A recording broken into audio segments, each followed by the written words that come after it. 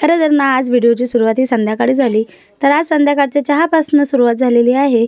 तर सगळ्यांसाठी मस्त आधी चहा बनवून घेतला, कारण मम्मी आजी वगैरे आलेले आहेत गावाकडून. आणि नंतर मग आम्ही सर्वांनी मस्त एकत्र बसून चहा एन्जॉय केला. तोपर्यंत म्हटलं चहा पिऊन होईपर्यंत इकडे मी कुकरसुद्धा लावून दिला होता आणि इकडे आम्ही चहा घेण्यासाठी बसलो आणि थोड्याशा गप्पा वगैरे करत करत चहा एन्जॉय केला. त्यानंतर आज मला बनवायची होती पावभाजी. खरं तर ना मला पावभाजी खाण्यासाठी बाहेर जायचं होतं, पण मग म्हटलं जाऊ दे, बाहेर जाण्यापेक्षा घरातच बनवलेली चांगली. बाहेरचं खाण्यापेक्षा घरचं खाल्लेलं कधीही चांगलं.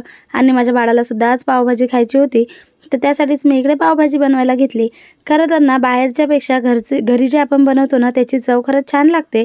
पण कधीतरी असं वाटतं का कोणीतरी आयतं खायला भेटेल आणि वेळ वाचेल, बाकी काहीच नाही हो.